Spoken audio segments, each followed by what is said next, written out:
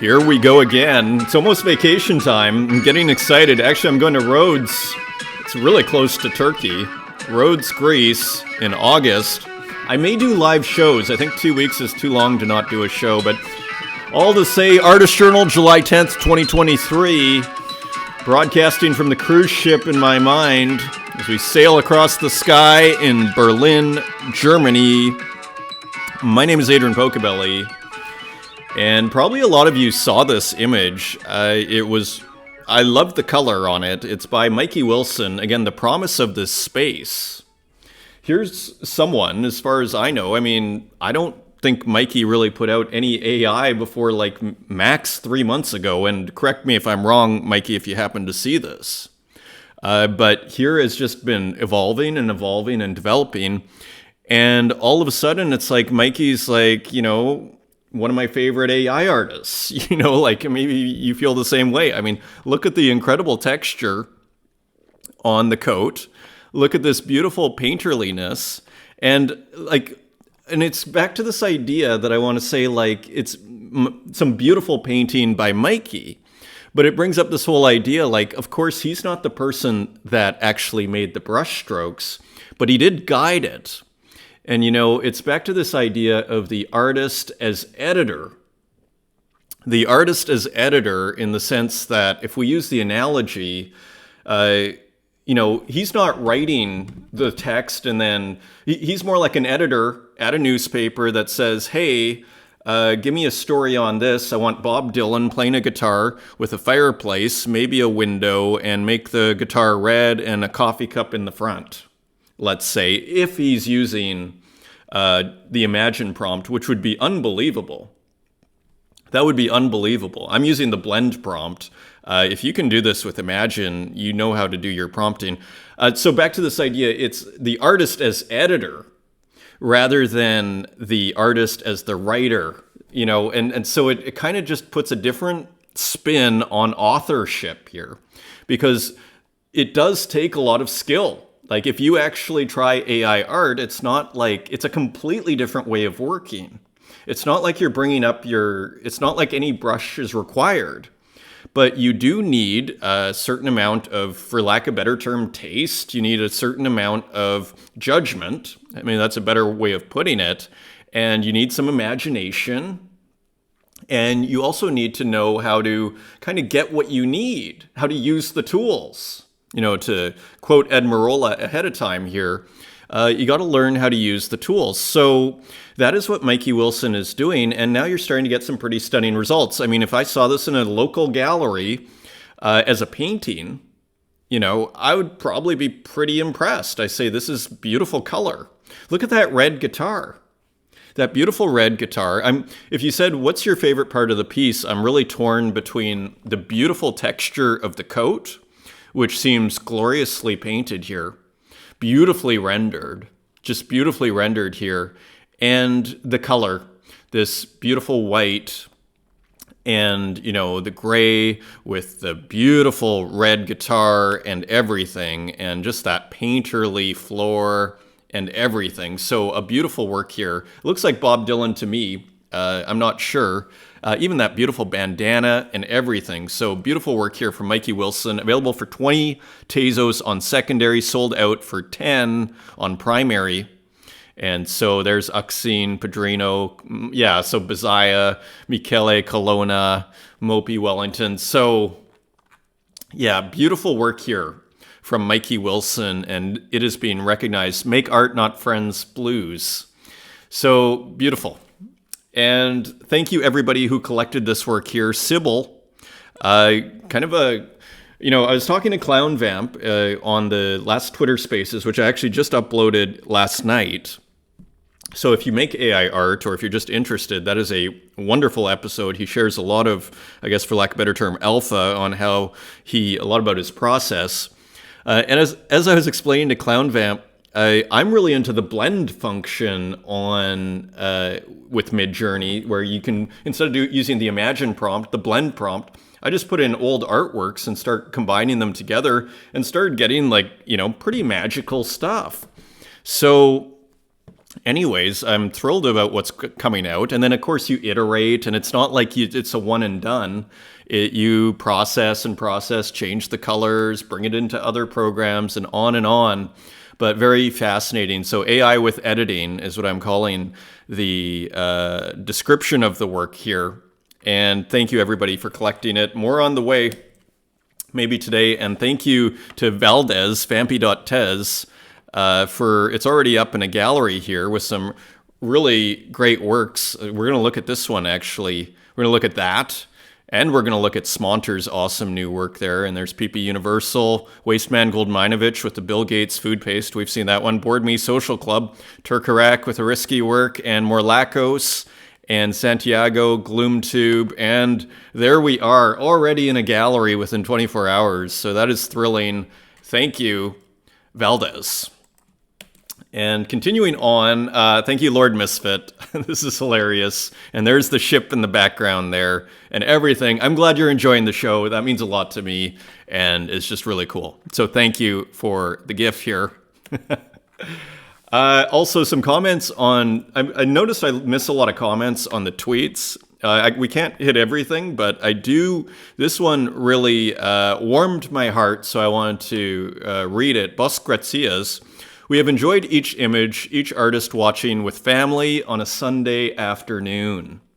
That warms my heart, and that makes me very happy. I take pride on making this as much of a family show as possible, a classy kind of entertainment experience. And so I'm thrilled. I want people to be able to watch this with their kids and to learn and have fun. This is a big mission accomplished for me, so thank you for that comment. And thank you, everybody else. India Robot, that was hilarious. And Haiti Rocket, Tree Skulls Town, JNK, Walk, Natty, and Regular Jake, and Kurt Hustle Collective. And finally, a couple of more comments here. Thank you, Bombattle, also for the very nice comment. And Mick Renders, Rada, and Runetune.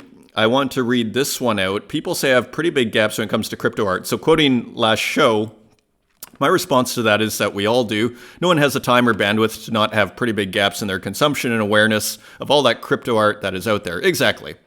Yes, so exactly. Everybody brings what they have to the table. And the thing is, it's better to start something without being totally prepared than to wait till you're 100% prepared before you start something like this show or an artwork or whatever your project is.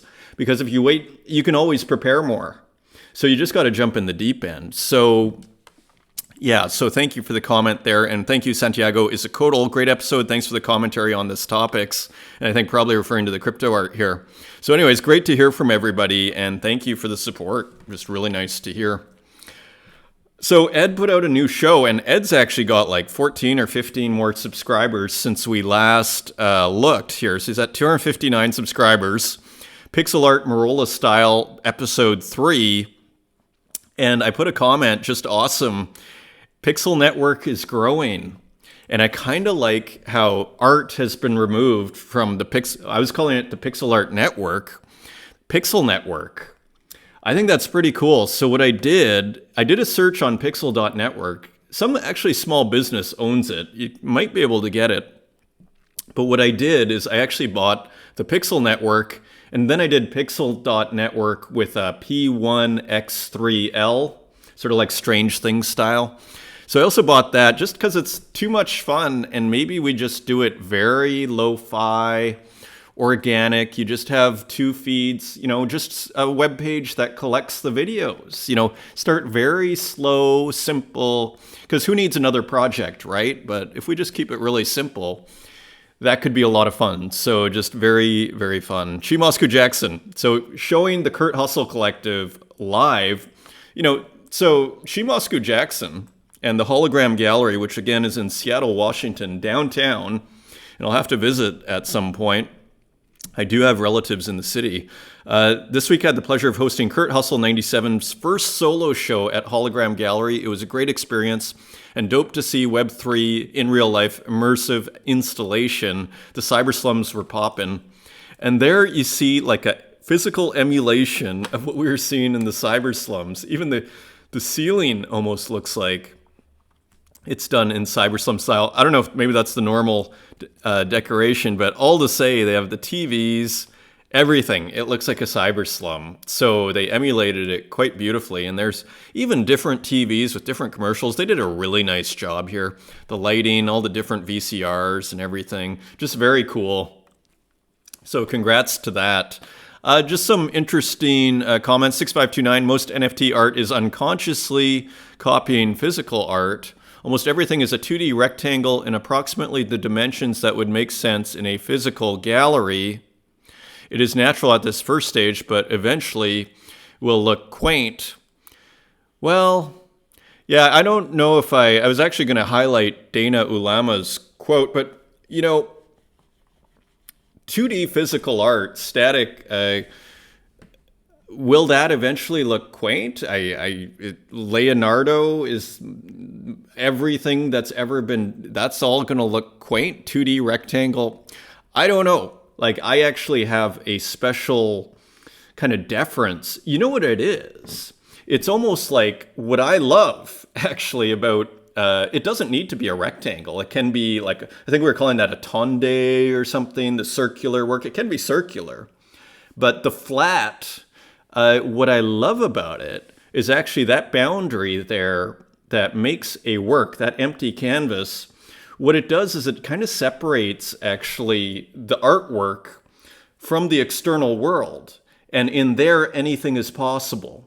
It's kind of like where you can juxtapose any two ideas in the world, and there's nothing like that anywhere, I would argue. Maybe in writing, but where else do you have that kind of space? So it's kind of a window into a universe, quite literally, a window shape.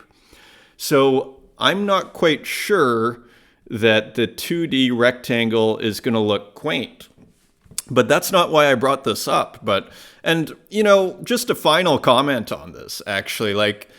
I want to see 6529's art. If 6529 is such an expert in all this in art making, where's 6529's art?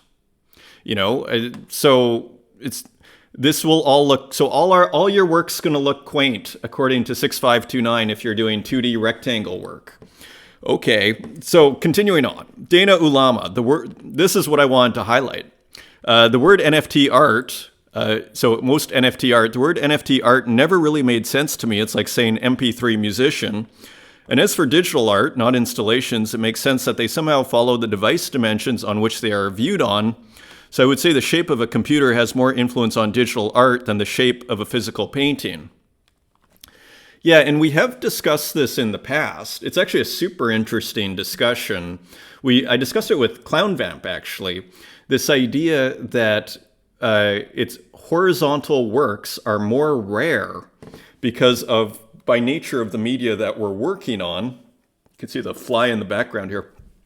And that there is a bias towards the portrait versus the landscape mode, or towards vertical work, and it's quite interesting. We were discussing that in regards to ClownVamp, who knew he was making art for a TV, so the 16:9 ratio there, so that impacted how his work was made for that show in New York. So it's a very interesting discussion, and I'd have to say, I think this is, maybe 6529 is just trying to be provocative here and drum up some traffic. Continuing on, Ben, this is a little long, but we're just going to touch on a few things here. I'd like to share some thoughts on the current state of the on-chain art market, where I think it goes from here, and the opportunity I see. So where are we? Things are slow, but how slow? Combined sales volume on Super Rare and Foundation in June was $2.1 million US. So 1 month, $2.1 million. I mean, that's not terrible. Down 61% from June 2022. So last year was $5.4 million, and down 96% from October 2021 of $56 million, the peak of the last bull market. But we have to say that was probably total madness over there at that point. I mean, that was arguably the biggest speculative bubble in the history of the world. And it probably was. Like, it's not even an exaggeration. You buy your Bored Ape Yacht Club for, $100 and watch that go to like $300,000, $400,000. I think it peaked out at $600,000, the Bored Ape Yacht Club. So yeah, I mean, that puts the Tulip Mania to shame, right? Continuing on, it's down even more in ETH terms since June 2022 and down less in ETH terms since 2021. So all to say, I guess this is what I wanted to show is it's slowing down. But what's interesting, I think, and it's kind of back to this Tezos, it's a feature, not a bug, is look at Mikey Wilson selling his stuff. I'm selling my art. I mean, a lot of people are still selling their art, as you're going to see in this episode. So you don't need to be making $10,000 a work. If you're bringing in $100 a work, that's still like, for an artist, that's good. That's good news. That's good news. It's not a bad day. Unless you're coming down from selling your works at 10,000 and then you're getting 100, maybe that's a bad day. But overall, things aren't so bad.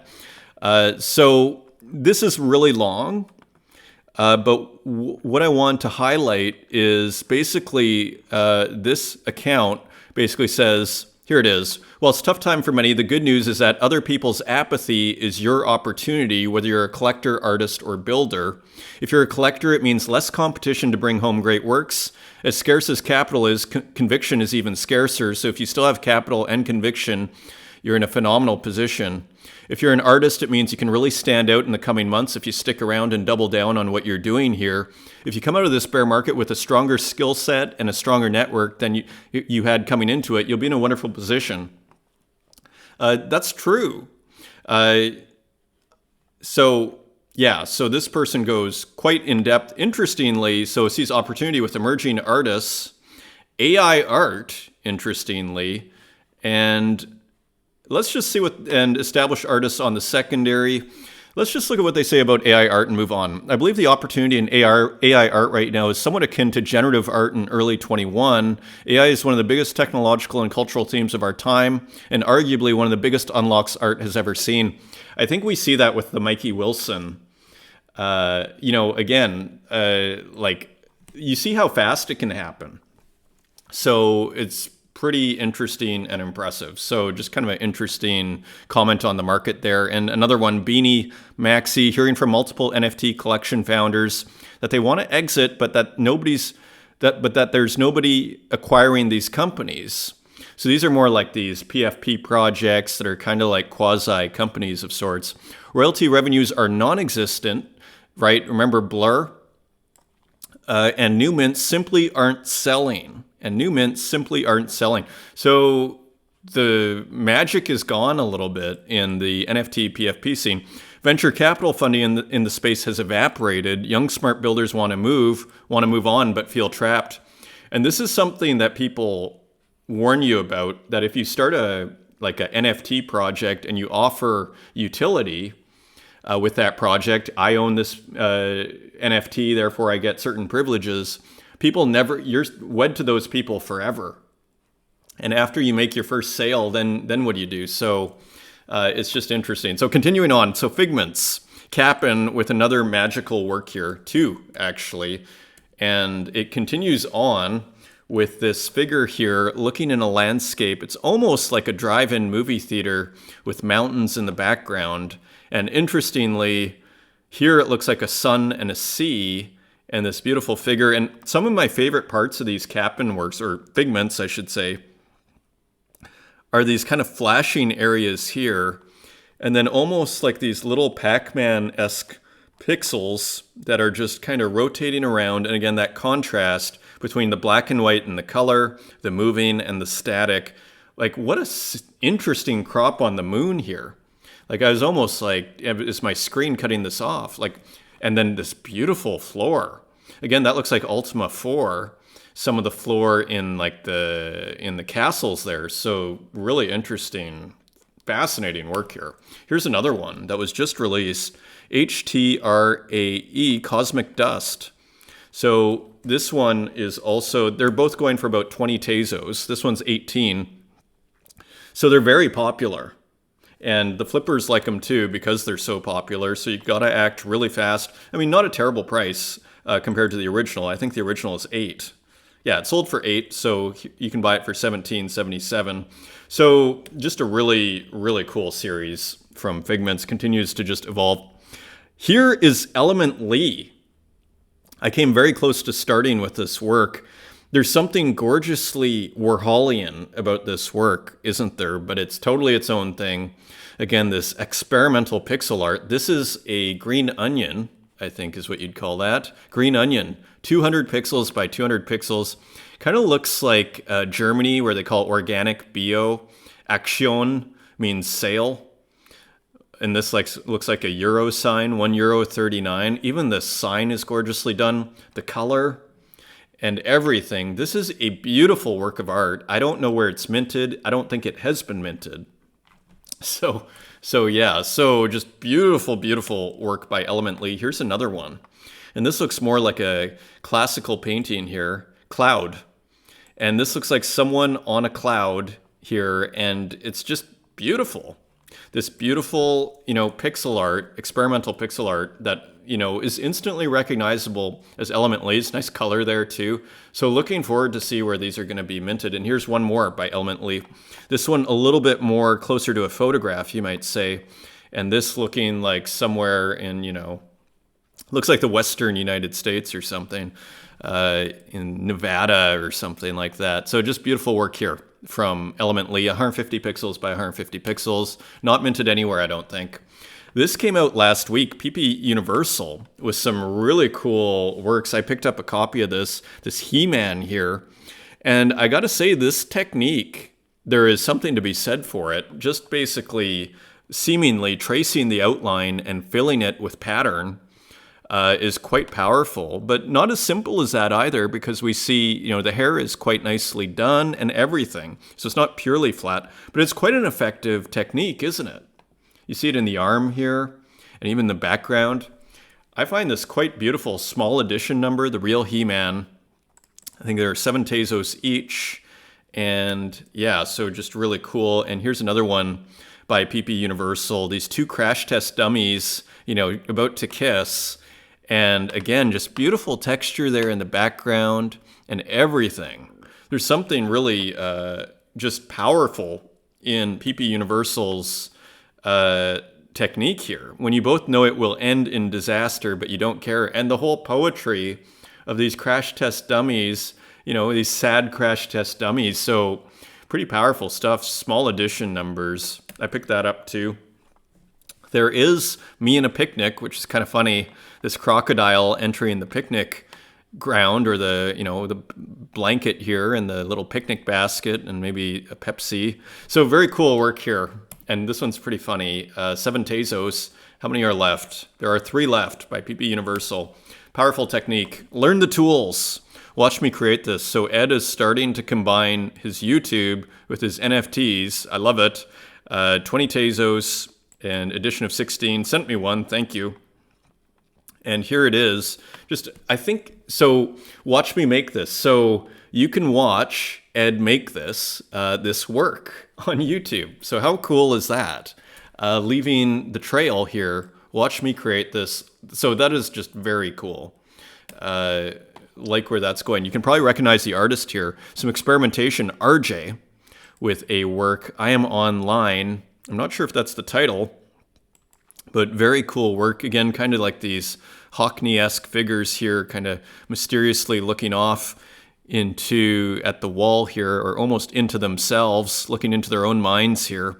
Look at this great green outline here. And then it's the same outline as the wall, and this figure is almost blending in with the wall. And so very interesting experimentation here from RJ. Really nice how it kind of, the floor the lines on the floor just kind of extend a little bit higher here, kind of making it not too perfect.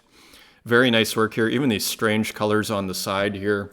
The plant, just really interesting work. Popple with a new work here, Mermaid of Speleothum.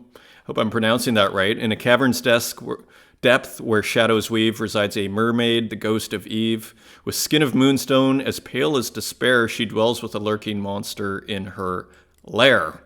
So Popple showing off his writing skills, and here the face kind of turns into a monster here again. So the mermaid in the cave here, and just beautifully lit up. This almost looks like a octopus here, some sort of octopus monster. So just another, look at the shimmering green turning to like blue and almost turquoise in here. That shimmering is just gorgeous. The colors are gorgeous in this. So the more you look at it, the more you kind of fall into it. Only 21 Tezos here on secondary. Get it while you can. Went for primary for 16, so you can still get it at a pretty reasonable price. Muji with a new work, Cyberbrick, changing the colors a little bit here, going with a green and this beautiful sort of pixelated inside of the square here, another screen here, and just a gradient that is cycling through with, again, some astronomical backgrounds and this beautifully dithered gradient. This is an edition of 10, already 40 Tezos on secondary, and sold out at 13 on primary, and sold out within an hour. So pretty nice haul, actually in 3 hours, sorry. 420, it sold the last one, so very cool. Great work. Look at this work by Human Kernel. This looks like Robocop, doesn't it? Peepcop Day. So maybe that's it. Pipcop Day by Human Kernel, edition of 100. I own 2. I guess they sent me 2, unless I bought one. That's pretty funny. Look at that great background. Just an awesome, and over here, beautifully done. I think this is Santiago. I'm not sure. It's beautiful, though. That much I know. And yeah, so here it is. Beautiful piece, and it looks pretty reminiscent here to Santiago's work here, Auberd. I think this came out on Saturday here. My entry for Object 2. So there's a lot of aubergine works that were being made here. I didn't really know the details on that. But anyway, a cool work here, and just another nice abstract here from Santiago, still available for 1 Tezos. And another super cool abstract here. This one's in black and white, a little bit more ambitious from Not a Number in the composition here, just more experimentation, not just the simple gradient, but some kind of interesting squares here. It's almost like a really big dithering is being combined with really small dithering, which is actually a very powerful technique. Combining different pixel sizes. That is very interesting technique, because what generally happens with pixel art is you tend to have your one size of canvas and you tend to stick to it. And so to do a whole bunch, let's say you're working with these tiny pixels, to make these big pixels, you're not going to draw each one of these out. I mean, you might, but it'll be a lot of work. So usually what's a good idea is you take like 100 pixel by 100 pixel canvas, and then put it into Photoshop, and then take a 10 pixel by 10 pixel canvas, and then you stretch it with reach the nearest edge or whatever that is, right, with the transform, so it doesn't distort, and all of a sudden you're getting completely different size of pixels, and it makes a nice effect. That's kind of what looks like is going on here a little bit. Interesting kind of gray version too. And this looks like it sold. It did for 5 Tezos to Mick Renders. So these are selling, all of them. It's great. This is really cool too. Who did this? This is Mika Aladef, who we saw collaborate, I believe, with Sky Goodman last week. So glitch artist, and so just interesting glitching here of an eye. So just more interesting work here. Interesting crop and composition, and nice noise here. Beautiful texture. Pixels. So this is also by Cap'n, if I am not mistaken. And so here is multipixelar, so basically playing with biology and pixel art. So, and almost these kind of marble-like works here. And I think I brought up, yeah, a few of these were released. And so here they are, all sold out, as far as I can tell. Here's one for 50. So one of, Cap'n's many projects. There's plants, there's figments, there's pixels, there's Cap'n. Maybe there are more. There's also Cap'n's gift shop. So you gotta love it. Francois Gamma with a new ROM. This one was quite experimental. What I really like about Francois Gamma's Nintendo glitch ROMs is how different they are. They're quite experimental, which is really interesting to see. And so they really bring their own flavor. I mean, This looks like a racing game, doesn't it? It looks like a racing game, like you're going down the road, but it's so abstracted that it's just become this completely other thing. So that's still available on primary. There are 3 left at 3 Tezos. Mo SHIT with a cool landscape. This kind of looks like a... We're discussing sampling video games with Santiago's abstracts. This kind of feels like a little bit of sampling video games too, doesn't it? I mean, this looks like kind of some video game here, or just glitched out video game. It looks like those kind of... has that kind of glitch ROM feel to it. I thought it was just an interesting work here. It's a 1 of 1 for 20 Tezos landscape. So nice piece there. Manidal, working with Explainer Gallery, who is working with a ton of artists on Tezos smartly, brilliantly. And here is a new one. And look at this, almost like the video game vibe in this one too. As you go down, as you cycle through the different categories here, the character costume, or the character, basically changes. So a bit of a video game feeling to this one too. Nice little spider, cat, everything. Just beautiful work from Manidal. Edition of 25 to this. This has not gone for sale yet. Here's Cyber Hens, and this actually has some sound. It's actually interactive, where you can actually play with sound. So you see the guy with the headphones and the numbers here. Let me just try, actually.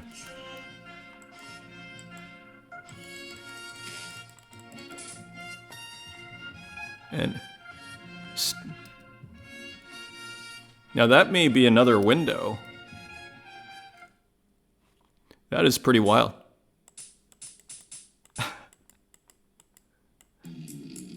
So it's just like a drum machine.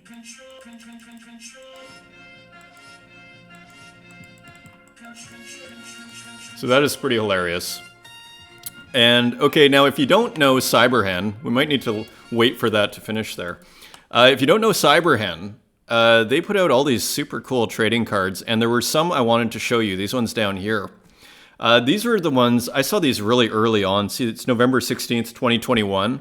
If you don't know about these, they're pretty cool. Like this is Cosmo de Medici with the GM. And here is another one with Cosmo. And then here's Rada Yankee. So these were works that I found also very early on when I came to Object, and I kind of had to have them. I just thought they were so cool. So this is the Cyber Hens collection. So they're still being released, and we just got that super cool interactive sound one. A couple of golf works by Bite by Bit, which continue to be super interesting here. Beautiful 1 of 1s. I think this went for 5 Tezos, and you just gotta love the simplicity, retro tools, kind of doing a retro video game style as well. I love the sports theme as ever. 5 Tezos, 1 of 1. You can't complain about that. This is available for 1 Tezos, and a different. So again, the golf course as visual, image, as subject of a visual art piece. I love it as a composition. As an art composition, brilliant and beautiful. It's just like the tennis court. It makes a beautiful subject matter.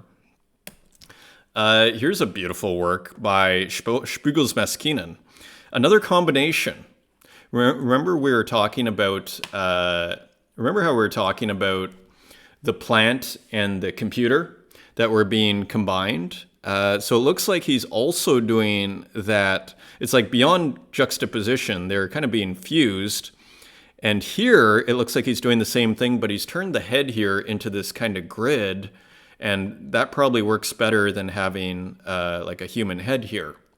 So interesting experimentation here from Spiegel's Maskinen. And this is going for 2 ETH, reserve of 1. So not cheap. Nice work from Spiegel's. Look at this. This is about a month old from Perfect Loop. And I think I discovered Perfect Loop from Explainer Gallery. And what I found so fascinating about this is you see it looks like water, right? But it's almost like you see little bits of text in, it's almost like that pesky text is in the water in the waves, but it barely shows. So just kind of beautifully done. It just kind of shimmers in there a little bit, but not entirely the whole thing. Ocean View, 1 of 1. and just transferred to Xerox. So interesting. RJ with a abstract here, blue on white static. So interesting. I don't know if I've ever seen RJ do an abstract here. So more experimentation here on the blockchain and just interesting. Interesting. And this is, did this get burned? All 5 were burned. Well, let's hope we see more of it. Blue on white static. McRenders, don't pull the cartridge. So more glitch ROM, but processed, which gives it that extra rich sort of look. This looks like RoboCop again. So I guess RoboCop, maybe the reason RoboCop is so popular is because it's kind of like the human machine fused, and maybe that's, or maybe it's just the movies. So here it is. Don't pull the cartridge. Collected from physical hardware glitches on an NES clone console. Exported in After Effects, GIF, and Photoshop. Nice and cheap. Edition of 25, so pretty reasonable there. And Renki with another cool work, Kumasaki. And here you see this kind of red square kind of dissolving into vapor here somewhat. So interesting color, interesting abstract from Renki. Edition of 10. There's one available for 10 Tezos. And I actually had to pick this up. I thought it was hilarious. I mean, it's probably Independence Day, which I haven't seen for 20 years or more. Mega Fireworks Extravaganza. I just thought it was hilarious. So there it is. Just kind of a simple glitch video work here. A ton of analog video gear done. You can just keep watching that over and over. So that's why I will stop it. Edition of 22, available for 5 Tezos. And here's Eboy, Tokyo Pixorama. So this, now I believe DJ Kiro, actually, he sent me a link a couple of times from these guys. This is probably why I have it in my list here. He was saying these were big innovators, pioneers of pixel art, these Eboy guys, and I believe they're out of Germany too, so this is interesting. Last sold for 12 ETH. Okay, so Eboy, when is this from? May 2nd, 2021. Okay, so this was sold to me. Now, this was at the height of the bull market. So this was sent to me by Kiro. I didn't realize this was old. So here it is. These guys were pioneers of pixel art, according to Kiro. They've been doing it since, I think, the early 2000s. So interesting work here. Kind of that 45-degree angle and everything. Looks great. 12 ETH. That's wild. Pamelo Cerrone with a 1 of 1 at auction for 5 Alvaca, again, out of Argentina. So more cool 1 of 1s from Pamelo, and it's just looking cool and great. Love to see so much work coming out. I'm not sure what that translates to, but looking cool and fun. Another illustration that's this time from from Daniel W. called Zebar, the Ars Goetia. And here we see, it's always, we continue to see this kind of mysterious series where it looks like familiar, you know, you think of the two-headed dog, maybe, Janus or whatever, but here it's a knight. And it feels like different mythological tropes are being combined here, but I'm not sure because I don't know. It seems to be something here. So I'm not sure what Daniel W. is up to, but it looks pretty cool. And here's a very poetic work by Smonter, Appreciating Existence, and just a beautiful classic work that we could all relate to of some person on their laptop looking outside at the grass, and just a nice, simple, beautifully done work with a fancy chair. You know, I call this contemporary illustration, this genre. You know, for some reason, there is a whole genre that just does contemporary world as illustration. You know, I think of Adelia. There's several artists actually in that whole kind of genre that exist, and definitely Smonter's work here definitely fits in with that. Cool laptop and everything. Buy now for 10 Tezos. So edition of 20. So sold for next to nothing, just 50 cents. So interesting. I picked that up for 5 Tez on secondary. And you saw it was in that gallery at the start as well. Gloomtube with a cool stamp, trampled stamp. So Yeah, more dystopia from Gloomtube, more misanthropy, a little bit from Gloomtube, I say in the most generous sense, trampled stamp, so more satire of contemporary society in a dark way. So beautiful work by Gloomtube. 444, nice screen here. And again, just questioning humanity's motives and everything. So just beautiful work here. Mary Migraine, Shiny Violet, with another kind of wild work here. We remember the other one with the person whose head was melting with the migraine, and here is another one, Shiny Violet. This is an edition of 15. Is it sold out? And just offers coming in. A lot of people want it, so just cool work. Band-Aid Coma. Seems to still have a bit of the migraine feel to it, and these cool hearts here and everything, so cool work from Mary Migraine. Big shout out. And continuing to the AI, Soom, Sleep Late. So continuing this kind of pale figure here, following the life of this pale figure. And just cool, sitting in bed here, looking at home. Interesting sort of background here. So AI, maybe going to bed. And there's another one, Before Sleep. So same subject here, so plants and everything with this strange figure here. And interesting colors and combinations, almost like a claustrophobic space here a little bit. Interesting picture in the background there. Available for 5 Tezos edition of 10.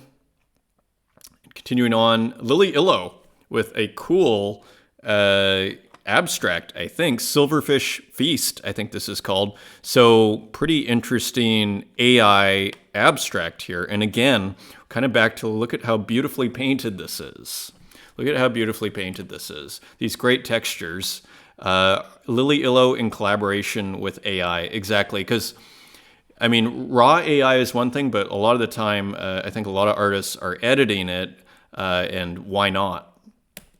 So on to physical work here now. Uxine, with just some cool skulls, almost using a point, like just making dots to create the image here. And you see a skull and kind of Uxine style skull. In Greek mythology, Tantalus was a punished figure trapped in the afterlife. He stood in a pool of water beneath a fruit tree, but whenever he tried to drink or eat, the water and fruits would recede, forever just out of his reach.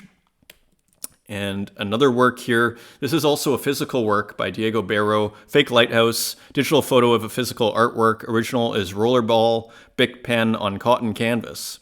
So this is an NFT of a physical work. Nice composition here, and very nicely done by Diego Barro with a ballpoint pen. Available for 15 Tezos edition of 1. Walk with an older work from 2017, just Nike Air Force One. So again, the shoe theme, which a lot of us love here, and just beautifully painted, isn't it? So nice piece there. And finally, Joao Salazar on threads. And here is just a beautiful work here that Joao is working on. So again, breaking out the paint and just, it's funny how well Joao's style translates from plasticine to paint. Beautifully painted. And here's my friend Ben out of Germany. I thought this was hilarious. He often does a lot of memes. So here's Bigfoot, and this is from a famous picture of Bigfoot. And so here, you can barely see it, and maybe that's the point. So I just thought that was hilarious that he was doing the Bigfoot photo. And that's your show, everybody. Thank you for joining me. Until next time, take care.